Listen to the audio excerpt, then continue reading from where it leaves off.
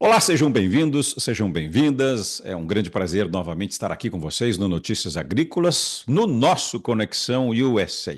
Aliás, o meu muito obrigado por vocês estarem aqui conosco, entendendo o propósito e, ao mesmo tempo, colaborando aqui com a gente.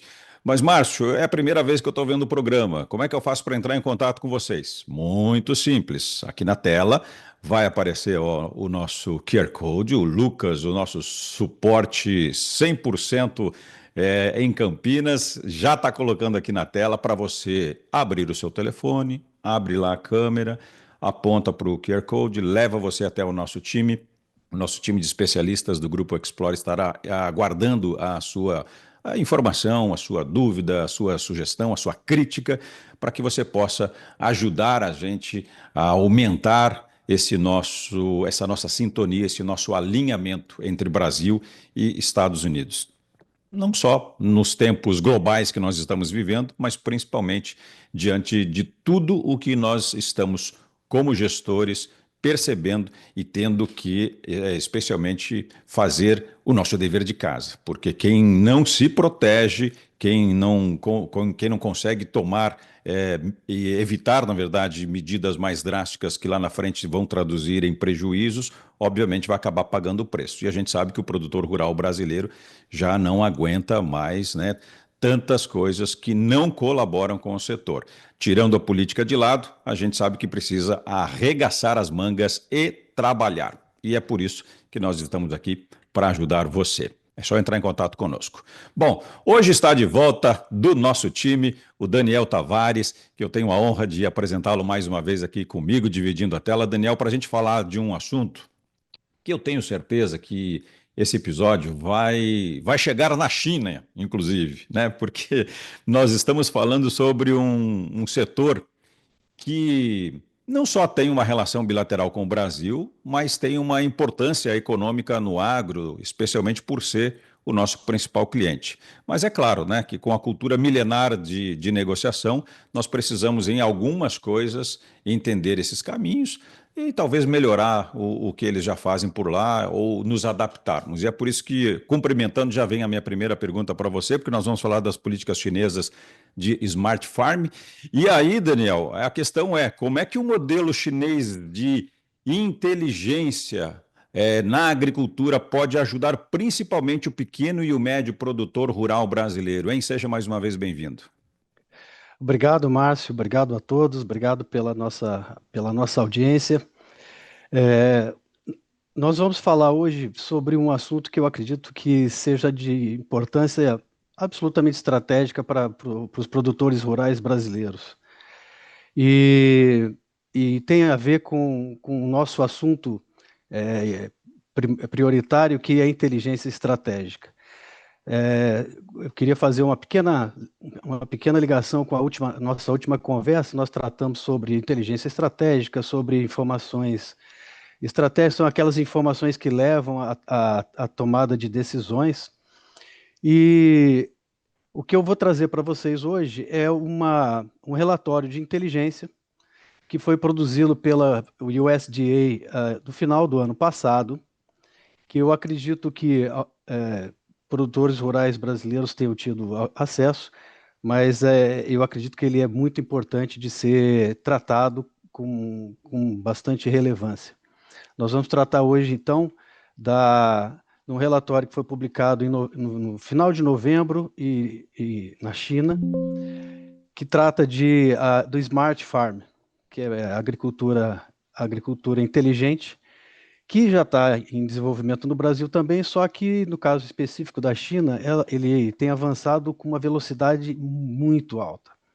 Tanto é que esses novos desenvolvimentos da agricultura inteligente chinesa chamou a atenção da USDA, do Departamento de Agricultura dos Estados Unidos, e foi transformado num relatório de inteligência.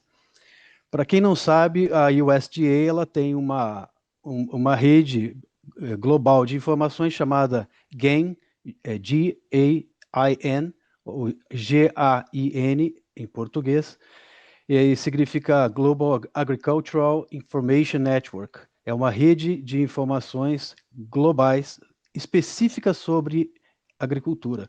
Inclusive, eu gostaria de destacar nesse ponto inicial, Márcio, que essa estrutura debaixo da USDA, ela se dedica especificamente a coletar informações estratégicas em nível global e partilhar com os produtores agrícolas nos Estados Unidos.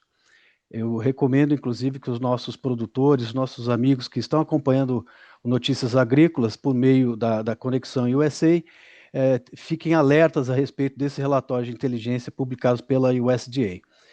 E, então, o nosso grande objetivo hoje é falar sobre a agricultura inteligente na China, destacando esse relatório de inteligência que foi publicado no final de novembro do ano passado. Claro, Daniel, muito bom a sua explanação inicial, até porque a gente está falando aqui de uma inteligência, na verdade, que já é usada há algum tempo, e talvez antes, inclusive, até de você responder a minha primeira pergunta, é importante nós colocarmos aqui, entendermos essa questão pelo menos no mundo dos negócios, né, Daniel, o smart money, na verdade, sempre é muito bem-vindo. E a gente vê muito por aí, na verdade, às vezes, as sociedades sendo feitas e por vezes até muito mais o money do que o smart, né? E a gente sabe que ele faz todo sentido, na verdade, quando você se associa, quando você faz uma parceria ou quando você inicia um novo negócio, em que junto com o dinheiro vem essa inteligência, porque ela vai fazer toda a diferença logo ali na frente. No primeiro momento, somente o capital ele é importante, mas logo ali na frente ele se mostra talvez irrisório, ou seja, num percentual de importância não tão significativo quanto à inteligência, e é por isso que a gente aqui fala bastante de inteligência estratégica. Como é que funciona? Explica um pouquinho para a gente essa questão das políticas chinesas de Smart Farm. Como é que funciona isso lá na China? E como que a gente pode aprender e traduzir isso aqui para a nossa realidade? A China e o Brasil têm uma diferença fundamental em termos de estrutura de própria estrutura de governo, estrutura estatal. Como a China tem uma organização política centralizada de partido único, eles conseguem fazer uma coisa que é muito difícil em democracias ocidentais como o Brasil, que é o planejamento centralizado de mais alto nível, chegando ao nível local. Então, a China ela avança muito rápido em função desses planejamentos de longo prazo. Então, é muito comum na China planejamentos feitos para... A China, como um país milenar, ela raciocina com 20, 30, 50 anos à frente, o que para nós é bastante mais difícil.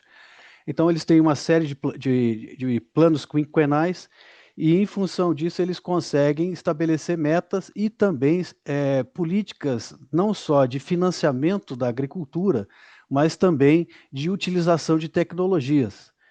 Então, isso é possível fazer. E o plano Smart Farm, que foi publicado ano passado, ele entra nessa lógica, a lógica do planejamento centralizado dentro do Ministério da Agricultura. No Brasil, nós temos que superar ainda uma série de dificuldades.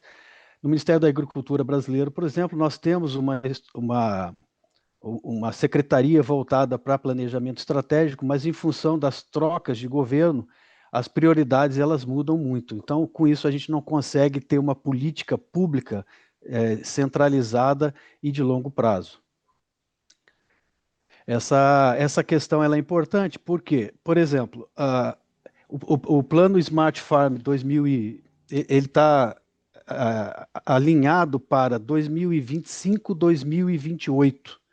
Então, observem que uma periodicidade relativamente curta. O plano foi lançado ano passado, começou a valer esse ano e vai até 2028.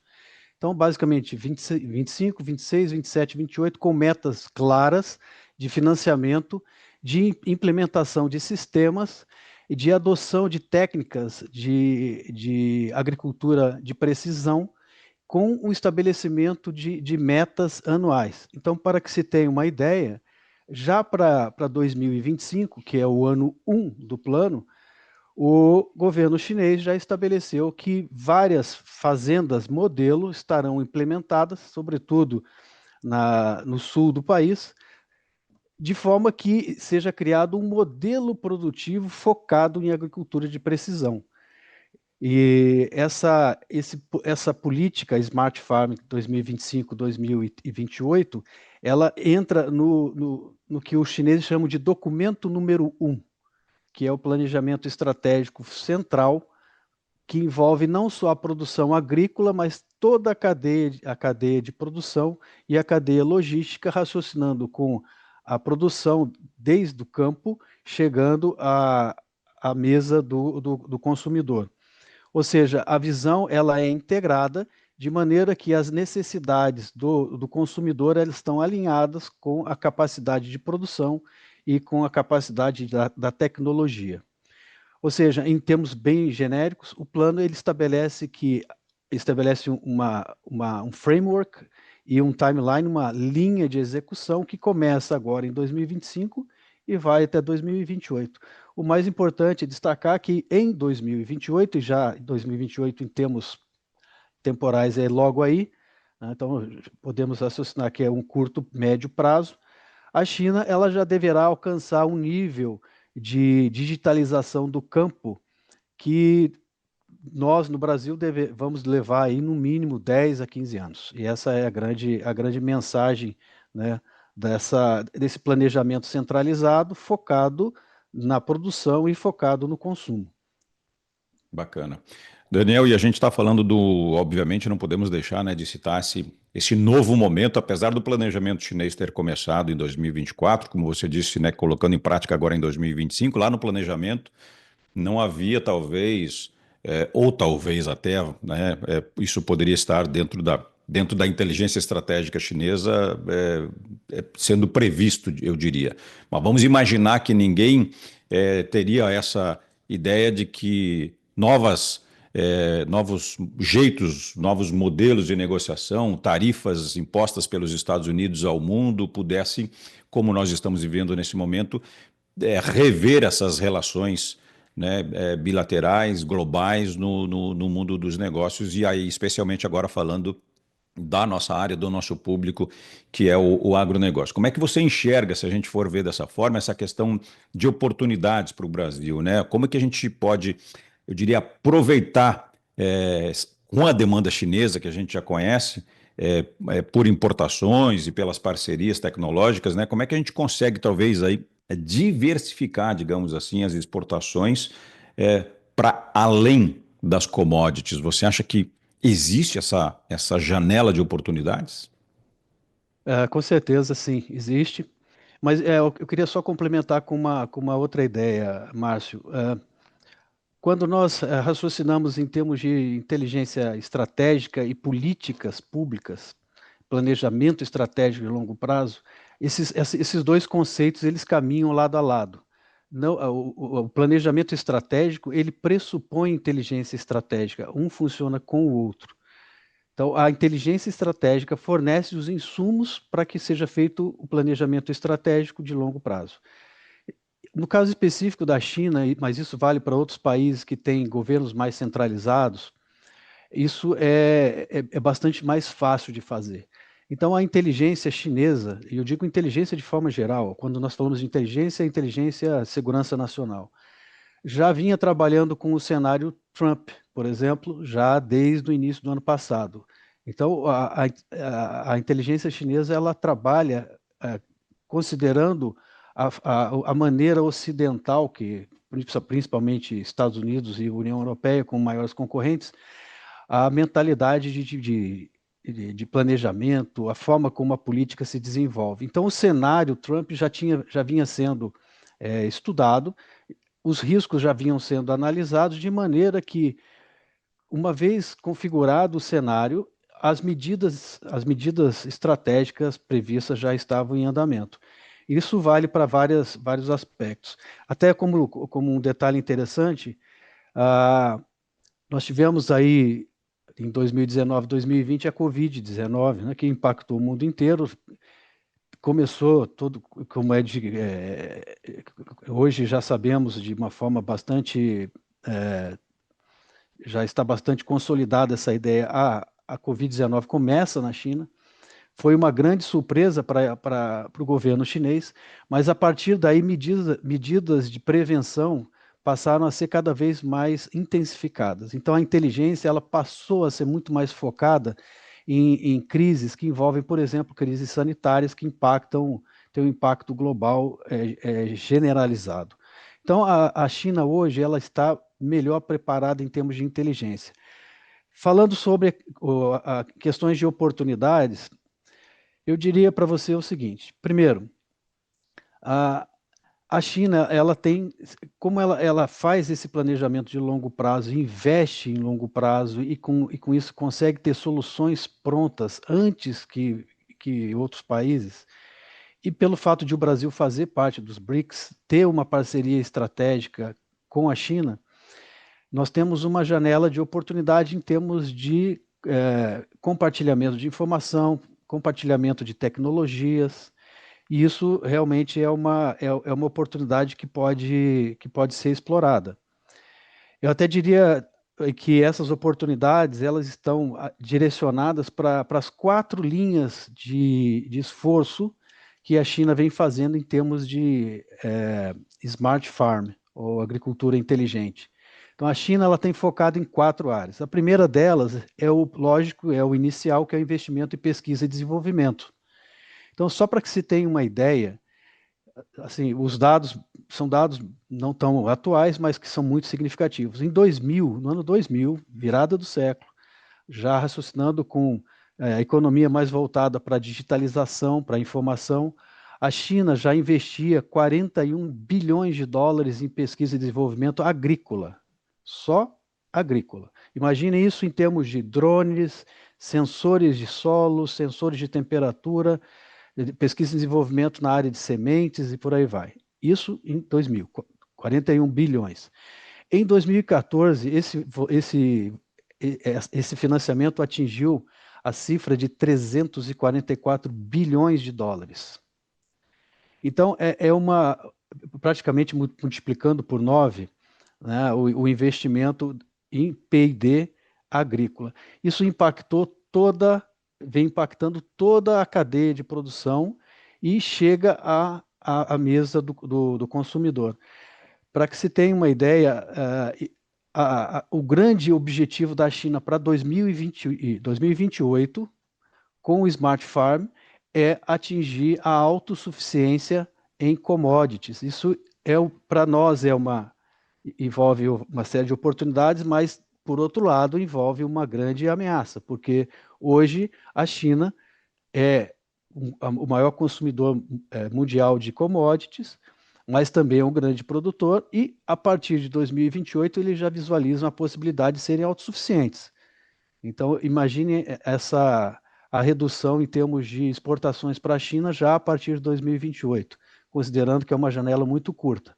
E que os nossos investimentos em pesquisa e desenvolvimento no Brasil, eles estão muito aquém, e nós não temos condições de chegar no nível base que a China já atingiu. Então, essa questão de pesquisa e desenvolvimento é uma oportunidade, considerando a parceria Brasil-China, mas nós temos que considerar também essa ameaça representada pela perda de mercado. Esse dado, Daniel, que você trouxe para a gente, especialmente, né, vislumbrando um futuro muito breve, né, como você mesmo disse, parece longe, mas 2028 está logo ali. É uma pergunta, obviamente, mas é muito difícil e talvez a sua opinião agora seja importante para a gente se precaver. Como que você tem um parceiro, né? Estou falando do Brasil, bastante competitivo, com muitas vantagens competitivas, como é a China, como também é os Estados Unidos, e ao mesmo tempo você tem esse parceiro que ele é seu concorrente. Ele também está trabalhando dentro da porteira, seja por autossuficiência, seja por avanços cada vez maiores tecnológicos e também com outros parceiros. O Brasil hoje está muito focado em grandes mercados, apesar da gente ter um mercado bastante diversificado no mundo e está ganhando terreno, né, ano a ano. Mas, como eu disse, se a gente não se proteger e não conseguir encontrar uma saída desde já, seja para 2028, para 2038, para qualquer coisa lá na frente, nós vamos perder não só a competitividade, como o Brasil como um todo, apesar que, porque nós estamos muito atrelados, né, o nosso PIB à agricultura brasileira, especialmente falando, economicamente falando. Então, como é que você vê e quais são as saídas, na verdade, que o Brasil teria para tentar se proteger o máximo desse problema logo ali na frente? Porque alguém que, mesmo que não seja autossuficiente, mas que esteja perto da autossuficiência, já é, como você disse, uma ameaça. Qual é, na sua opinião, ou quais são as ferramentas, quais são as iniciativas, o que que o produtor rural brasileiro, o que que provavelmente o governo brasileiro, enfim, quem ou quais agentes, na sua opinião, aí eu estou dando ferramentas para você ser bastante amplo na sua resposta. Como que a gente pode se proteger desse problema futuro que pode afetar, sim, não só o agronegócio brasileiro, mas a economia, né, nacional? Pois é, o Brasil ele vive uma condição bastante, eu diria bastante difícil, porque ao mesmo tempo em que nós temos uma curva de produção agrícola bastante crescente, já há vários anos, o agronegócio hoje representa 25, 26% do PIB brasileiro. O superávit hoje do PIB brasileiro é garantido pelo agro. Então, o agronegócio hoje no Brasil ele é fundamental para a manutenção da estabilidade econômica do país. Então, hoje, o agro é, sem dúvida, o carro-chefe dessa questão da estabilidade econômica do país. E, inclusive, hoje nós estamos vivendo pressão inflacionária, que só não é maior porque pela disponibilidade do agro de produzir mais, com mais produtividade a cada ano. No entanto, nós não podemos assumir isso como uma tendência de longo prazo, esse crescimento da produção constante. Vai haver um momento em que esse crescimento ele vai bater num teto e ele vai ter que ser, essa situação ela vai ter que ser contornada. Então, a primeira solução que vem à mente é, naturalmente, busca de mercados alternativos. E aí entram outros parceiros como Índia, como a Indonésia, como o Japão, ou seja, a diversificação ela é fundamental, sobretudo porque hoje a China é o nosso maior parceiro econômico e, sobretudo, na questão para as nossas exportações de commodities agrícolas. Então, a busca dessa diversificação é importante. E, naturalmente, nós temos aí outras soluções que envolvem políticas de governo, e aí entra uma incerteza, porque hoje nós vivemos uma condição política no Brasil de instabilidade. Nós temos aí várias questões, inclusive, já no ano que vem nós vamos ter novas eleições. Haverá necessidade de se pensar para as próximas eleições a definição de uma política agrícola mais robusta, sobretudo na questão do financiamento agrícola, porque aí entra um outro ponto fraco do Brasil, em que, por exemplo, o financiamento agrícola previsto para esse ano ele não chega a um quarto das necessidades do campo. Então, nós passamos a viver uma situação de risco que envolve o cenário interno e o cenário externo. Então, nós temos no médio prazo, vamos dizer assim, uma perspectiva de redução do mercado importador, sobretudo da China, e dentro do Brasil, no quadro interno, nós temos um quadro de instabilidade que envolve a questão principalmente de políticas públicas voltadas para o agro, sobretudo na questão do financiamento. Então, o crédito rural ele tem se mostrado insuficiente e, com isso, aumenta o risco de produção. Então, nós temos uma série de fatores internos e fatores externos que deverão ser mitigados. Então, naturalmente, o agronegócio brasileiro ele é extremamente resiliente. A grande qualidade do agro brasileiro é a resiliência, apesar desse quadro de dificuldades, mas nós precisamos focar hoje na questão de diversificação, buscar novos mercados, buscar novas soluções de tecnologia, buscar políticas públicas mais robustas voltadas para o seguro rural e para o crédito agrícola. E eu diria que talvez, aí entra na questão, já alinhando com o pensamento chinês, nós precisamos ter o smart agro brasileiro mais consolidado, e aí entra uma oportunidade de aprender com os chineses, sobretudo no que ele já vem aplicando, inclusive com o próprio plano, o plano de Smart Agro que está em vigor. Então, nós precisamos observar melhor como estão andando as iniciativas do Smart Agro na China e procurar reproduzir essas soluções no Brasil, né? Então, eu acredito que a gente segue nessa direção. Muito bom, Daniel. Aliás, eu vou aproveitar para você que está conosco até agora e está chegando agora também, especialmente, seja aqui ao vivo no Notícias Agrícolas, seja no nosso canal aqui do YouTube, pegue o seu celular. Ó, Márcio, gostei desse assunto, acho que vale a pena a gente falar um pouquinho mais aprofundadamente sobre o tema.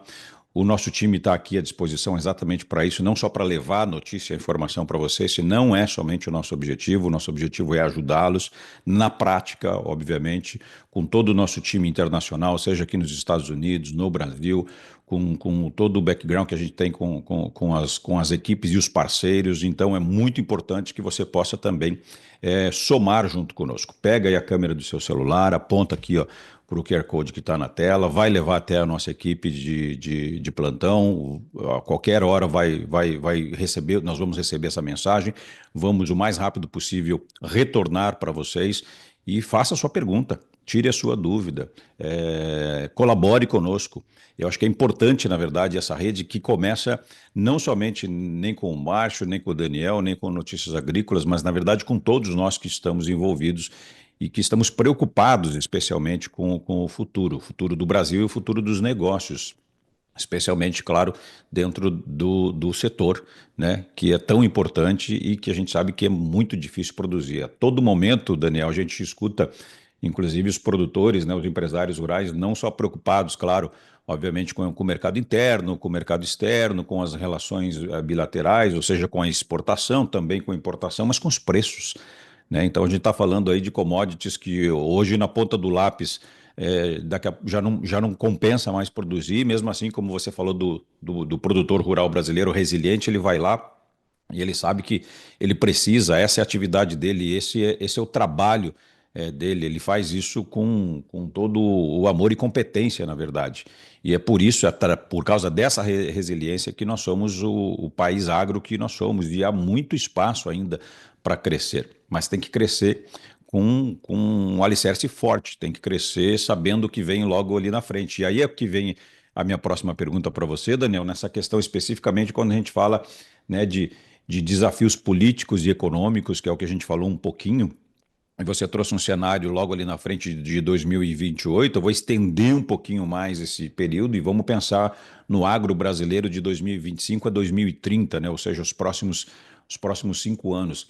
Nesse cenário, né, com fatores externos que sempre irão contribuir positiva ou negativamente, aliás, é importante você falar para a gente quais são, que estratégias é importante tomarmos, como eu sempre falo, já, neste momento, não amanhã, né, hoje, para que a gente possa mitigar esses eventos que são inevitáveis. E olha que a gente não nem entrou nem na questão do clima ainda, que é um outro Sim, assunto, né?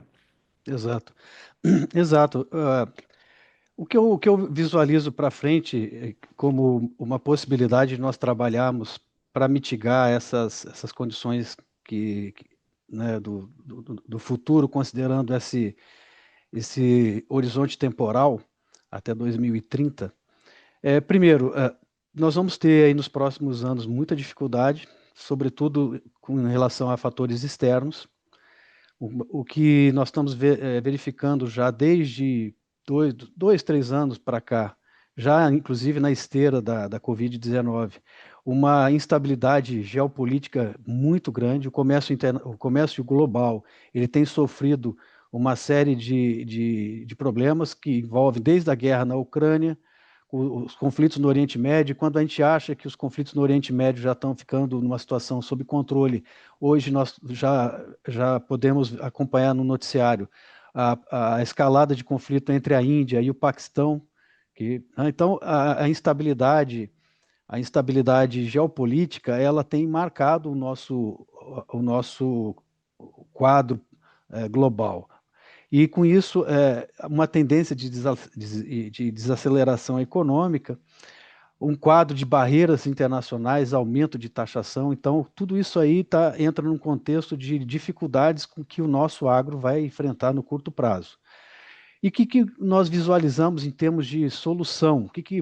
Como que nós poderíamos tratar esse quadro, né? Buscar uma, um cenário mais otimista, né? O primeiro deles, é, eu acredito que seria a criação de um comitê nacional que fosse focado em inovação e tecnológica no agronegócio. Já existem iniciativas assim similares a isso no governo brasileiro, mas a China serve de modelo. Eles têm um comitê consultivo estratégico que pode servir de modelo para o Brasil, em que nós temos a capacidade de coordenar o esforço do governo com a academia. Nós temos no Brasil estudos avançados de soluções para o agro, mas que não estão conectadas com as iniciativas de governo e também com o setor empresarial. Se a China tem como vantagem o fato de ser centralizada, ter o planejamento centralizado, nós temos que ter uma alternativa a isso.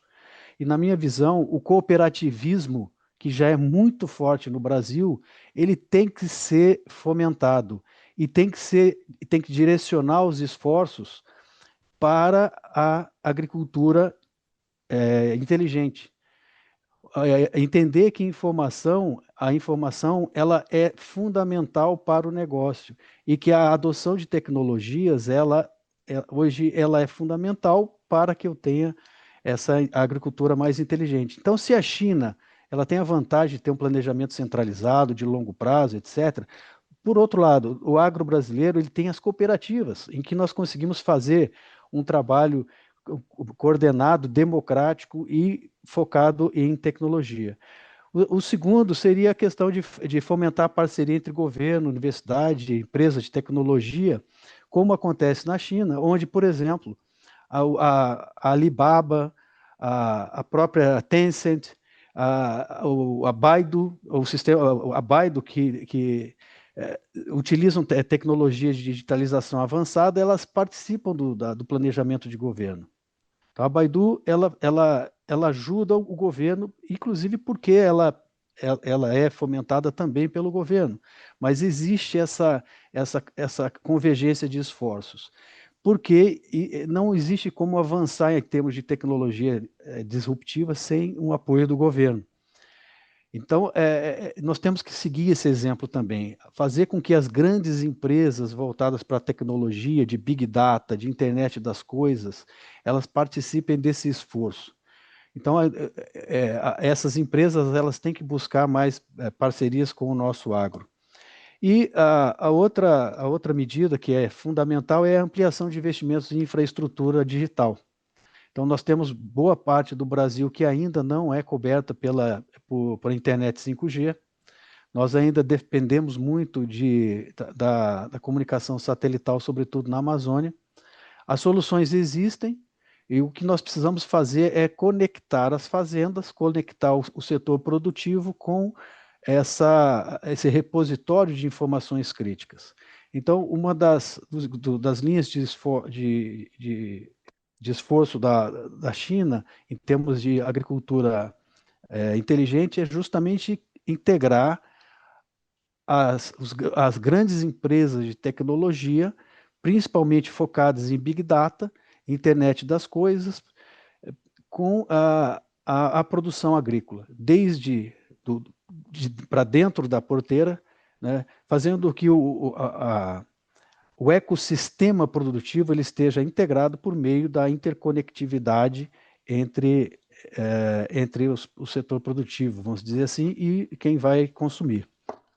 Muito bom. Eu colocaria até, Márcio, desculpa interromper, um dos programas mais interessantes do governo chinês hoje é o programa Spark.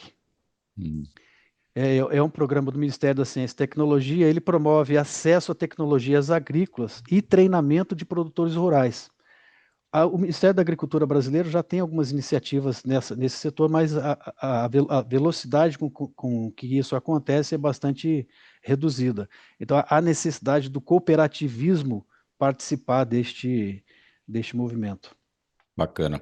A gente tem, né, Daniel, no Brasil alguns movimentos já muito consolidados, eu diria, que na minha opinião precisam, claro, cada vez mais, né, de aperfeiçoamento. Isso é normal na vida profissional e pessoal, mas o exemplo do Senar, né, do Centro Nacional de Aprendizagem Rural, que já desenvolve um trabalho bastante importante, especialmente para o pequeno, para o médio produtor rural brasileiro. A própria CNA também, né, como uma grande confederação aí bastante preocupada, engajada nos setores, e todos os agentes, né, especialmente envolvidos nesse desenvolvimento do agro. Mas, como você disse, né, talvez o que a gente percebe muito é que todos esses setores acabam trabalhando de forma muito, talvez, individualizada, muito centrada. E no momento que isso vira uma rede de informações, né, de alguma forma vira uma rede de informações, essa inteligência, essa estratégia, esse modelo tende a ser muito mais assertivo. É claro que é um trabalho que não é fácil para se desenvolver, mas você junta, como você já falou para a gente aqui mais de uma vez, esse time local, esse time nacional e essa equipe internacional para poder fomentar e abastecer, eu diria, essa rede de muita informação. E não é só hoje em dia uma informação qualificada, né? É como você também, usando outra frase sua, é abaixo da linha d'água, ou seja, precisa ser um pouco mais aprofundado. Cada vez é uma exigência, né, de mercado e de sobrevivência, inclusive. Enquanto você fala, eu tenho feito, claro, algumas anotações, inclusive. Bom, a gente falou sobre alguns fatores externos que são bastante importantes, Daniel, né? Essas tensões geopolíticas, a questão especialmente do comércio global, né? E a cada hora, não é nem mais a cada dia, né? A cada hora uma novidade. Falamos um pouquinho, depois a gente pode voltar a falar mais sobre essa questão da desaceleração econômica global, e isso a gente já está vendo, apesar de cada país, né, se mexendo a peça do tabuleiro de forma diferente, e as barreiras ambientais, né, internacionais, que não tem como deixar de existir. Mas vamos falar um pouquinho sobre essa questão dos fatores econômicos internos, que eu acho que também é bastante importante. Eu queria ouvir um pouco da tua opinião. Alta nos custos de produção, esse é um item bastante interessante. O endividamento e o risco de insolvência e a infraestrutura, que no caso do Brasil a gente já sabe, né? A gente bate bastante nessa tecla. Ela não muda muito, né? O som que a gente ouve quando bate nessa tecla, ele basicamente é o mesmo, né? A nota é quase sempre a mesma, que é a questão da deficiência. Eu já acompanho o agronegócio há muitos anos, e é difícil a gente ver algo mudar rápido, Daniel. Deficiência, gargalo, né? Problemas, palavras que a gente ouve o tempo inteiro, a todo momento. Parece música ruim, na verdade, né, nos nossos ouvidos. Não sei, a gente precisa mudar o cantor, precisa mudar o instrumento musical, pô, alguma coisa precisa ser feita. Exato. Eu diria que, em termos de fatores internos, o que impacta muito é a questão, não só, você falou da questão do endividamento, né, risco de insolvência. Um dado interessante são os dados de recuperação judicial no setor agrícola, né, que, segundo dados recentes, aí cresceu 535% em 2023. Então, isso é absolutamente gigantesco. Isso impacta muito fortemente o negócio. Então, o risco passa a ser muito grande. Então, o endividamento e pior, ele acontece justamente em áreas em que nós temos uma convergência de fatores que desestabilizam o negócio. Então, quando nós vemos, por exemplo, as dificuldades financeiras que acontecem principalmente em Mato Grosso e Goiás, que passaram recentemente por eventos climáticos que levaram à redução de produção, isso muitas vezes inviabiliza o negócio.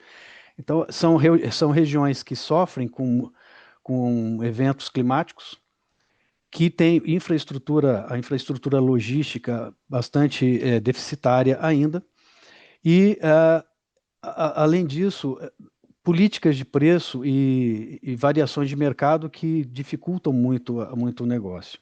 Então, esses fatores internos, eu diria que eles convergem de forma muitas vezes a inviabilizar o nosso agro, mas assim, que só mantém o nível de produtividade porque o país é muito grande, e nós temos regiões como no Rio Grande do Sul, Paraná, o próprio estado de São Paulo, que tem uma estrutura melhor e que consegue compensar. Agora, por exemplo, nós estamos vivendo o Rio Grande do Sul, que há pouco tempo atrás viveu problemas de inundações, agora vive falta de água. Então, nós temos essas oscilações que fazem com que os riscos internos eles sejam bastante difíceis de serem solucionados. Mas eu diria que a infraestrutura ainda é o fator mais importante, porque a infraestrutura ela não envolve só a logística, não envolve só a inexistência de ferrovias suficientes ou de estradas de rodagem suficientes, mas envolve a infraestrutura de armazenagem, a infraestrutura de telecomunicações, por exemplo, que dificulta a gestão do negócio. Então, eu imagino que, e quando nós olhamos para estados como São Paulo, que tem um planejamento um pouco mais consolidado e realizações, esses problemas eles são bastante mitigados. Então, o fator interno, com certeza, ele é importante, e nós temos que olhar para isso. E quando pensamos em planejamento de longo prazo, não existe como fazer uma agricultura inteligente se a infraestrutura ela não existe, né? Raciocinamos, inclusive, em termos de existência do próprio 5G no país inteiro. Daniel, você, com as tuas falas e as lembranças, né, da gente que cobre o agro há muito tempo, me faz lembrar de coisas que são bastante importantes.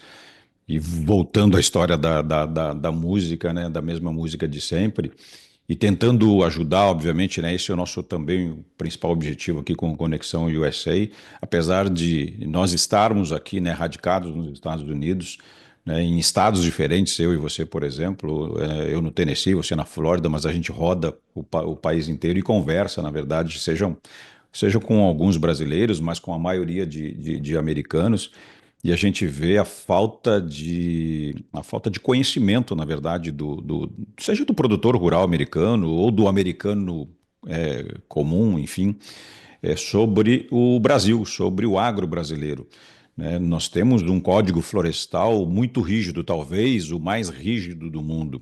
Ninguém conhece, nenhum americano conhece. Nós somos produtores exportadores de tantas coisas, de tantos alimentos para tantos países que também não conhece. Onde eu quero chegar, na verdade, com a minha pergunta? Para falar sobre essa demanda por sustentabilidade. A gente vê aqui nos Estados Unidos essa onda cada vez maior e o mundo também caminha nesse sentido. E é por isso que eu queria te perguntar, qual é a tua opinião sobre essa demanda por sustentabilidade e como que a gente consegue talvez melhorar essa nossa comunicação, essa nossa visão, esse Brasil agro sustentável que nós temos, mas que fora do Brasil e muitas vezes até dentro do Brasil não é conhecido. Quando nós falamos de sustentabilidade no Brasil, essa é uma questão central, porque o Brasil é um dos poucos países do mundo que consegue manter praticamente metade do seu território preservado. Então, eu tive a oportunidade de conhecer praticamente toda a Amazônia, desde do Amapá, indo até o Acre, passando por Rondônia, o estado do Amazonas. Ah, e o fato é que as pessoas não conhecem a Amazônia e não conhecem o Brasil de forma geral e a Amazônia em particular. É difícil para quem não conhece entender a estrutura do Brasil. E, naturalmente, nós temos a regulamentação ambiental mais rigorosa do mundo. Um produtor rural brasileiro atuando no norte do país tem que preservar 80% da sua área. Isso é uma coisa que é inimaginável em outros lugares do mundo, principalmente na Europa. Na China, impossível. Então, a nossa regulamentação ela é, ao mesmo tempo, uma vantagem, porque nós podemos vender para o mundo a ideia de que nós preservamos o meio ambiente, mas essa comunicação ainda não. Eu não acredito, eu acredito que não que ela não seja, não que ela não seja eficiente. Na realidade, do outro lado, nós temos campanhas de comunicação contra o Brasil muito mais eficientes do que as nossas. Então, não é que as nossas sejam ruins, é que as dos nossos concorrentes é muito melhor. Então, o nosso agro, ele acaba sofrendo muito com essas campanhas de mídia, em que o agro ele é apontado como, como um inimigo, como um fator, um fator ruim em termos globais. Nós vamos ter uma oportunidade muito grande na COP30 para mostrar as nossas capacidades. Eu acredito que o agro brasileiro ele pode aproveitar essa oportunidade para mostrar as realizações e como o agro preserva, mas é necessário ter um planejamento, porque o foco da COP30 vai ser em termos de preservação, e eu imagino que o esforço que vai ser feito é justamente no contrário. Nós corremos o risco de, ao final da COP30, termos a imagem do nosso agro ainda mais manchada. Então, nós precisamos nos preparar para isso, e eu acredito que uma das maneiras de fazer isso é por meio de resultados na utilização de tecnologia. O nível de utilização de tecnologia em estados como Mato Grosso, hoje é fantástico, mas nós podemos mostrar uma capacidade maior com a utilização de drones, por exemplo, de sensores para agricultura de precisão, mostrar que nós temos um comprometimento com a preservação. E o mais importante, não desvincular a produção com a proteção. Isso é muito importante, de maneira que a comunicação ela tem que ser feita de forma completa e não fragmentada.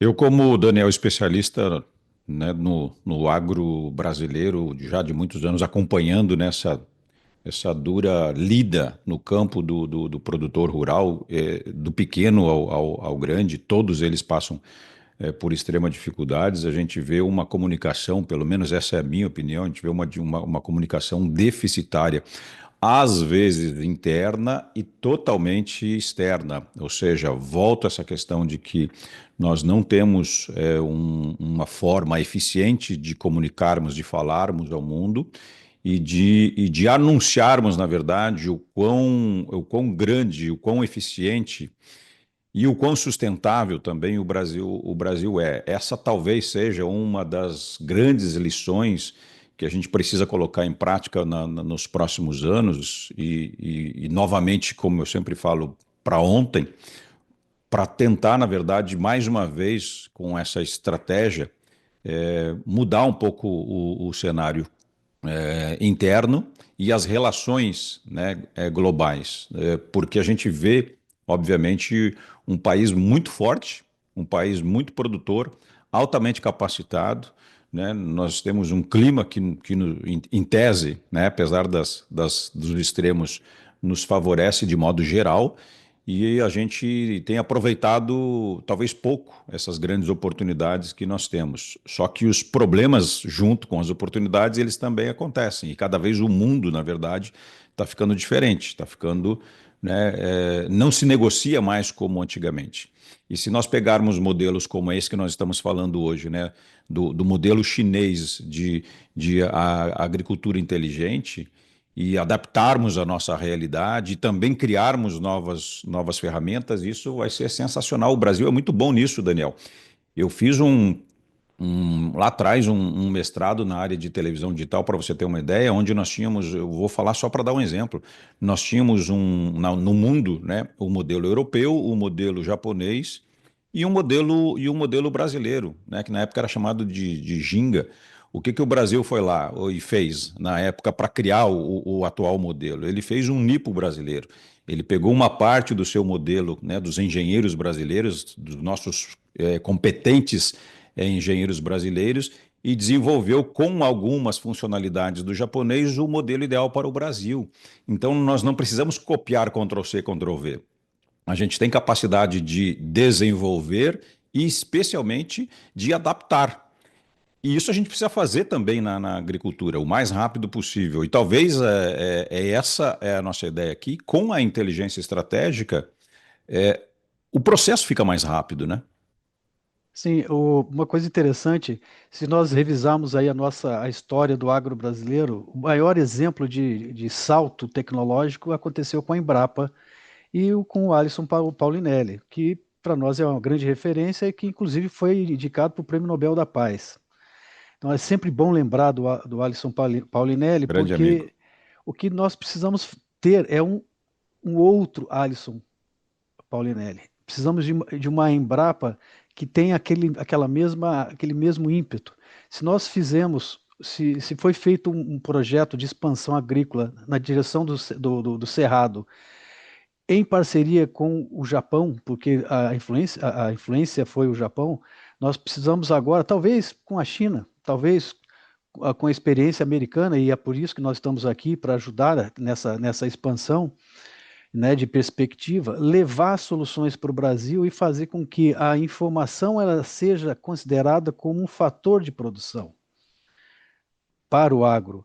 Então, eu imagino que nós precisamos ter uma Embrapa 2.0, só que não só focada num determinado bioma, mas macro, e com uma visão de agricultura inteligente, com participação das cooperativas.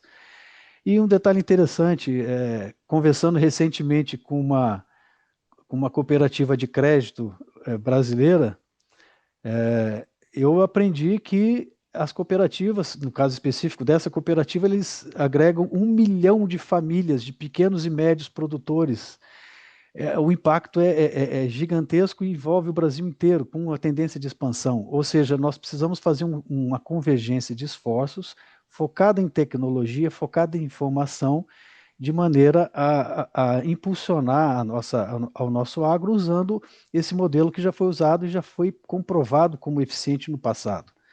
Então, eu acredito que para manter o nível de produção que já foi atingido nas últimas décadas, nós precisamos ir para uma agricultura 4.0, em que, primeiro, não haja a distinção entre produção e preservação, e com o uso intensivo de tecnologia, baseado no que foi feito no passado com a ocupação do Cerrado.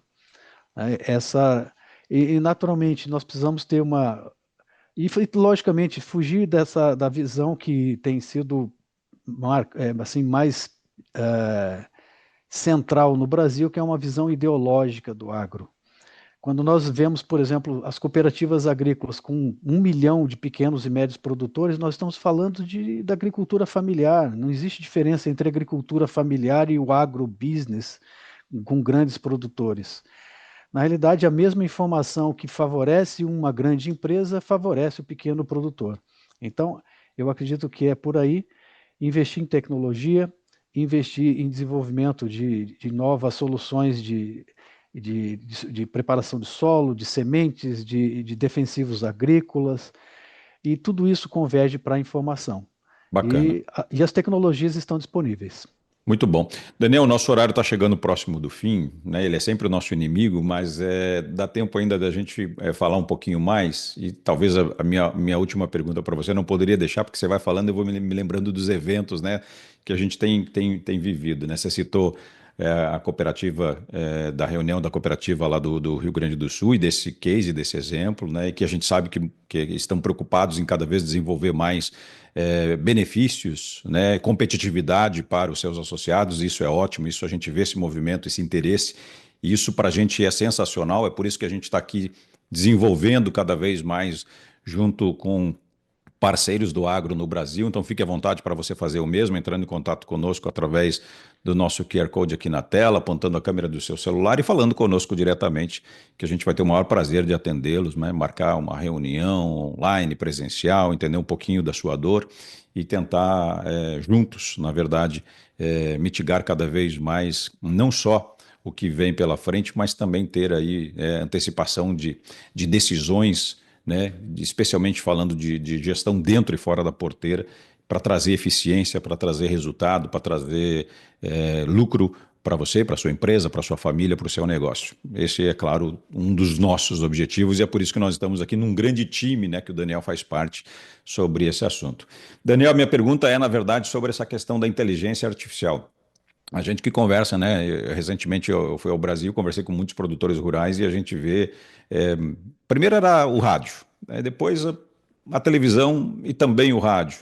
Depois a internet, né? Um pouquinho. E aí, né? Consumindo talvez aleatoriamente, de forma não muito correta, os conteúdos pela internet. Tem coisa boa, né? Como é o Conexão USA, mas tem coisa aí que é de procedência duvidosa. E, ao mesmo tempo, todo mundo faz o seu juízo de valor ao absorver esse monte de informações. Aí chega a IA e facilita a vida de muita gente. Deixa eu perguntar aqui para a inteligência artificial o que eu devo fazer. Qual que é a sua opinião sobre essa tomada de decisão baseada somente numa inteligência artificial? É, eu sou muito crítico quanto à utilização pura e simples da inteligência artificial, porque eu acredito que, primeiro, ela não é nem inteligente nem artificial, como, como já tenho visto em vários artigos que têm sido publicados. Na realidade, o que nós chamamos de inteligência artificial, na minha opinião, são tecnologias para ampliação da nossa cognição, a nossa capacidade de interpretar a informação e entender a realidade. Ou seja, ela só funciona, de fato, se tiver um ser humano por trás.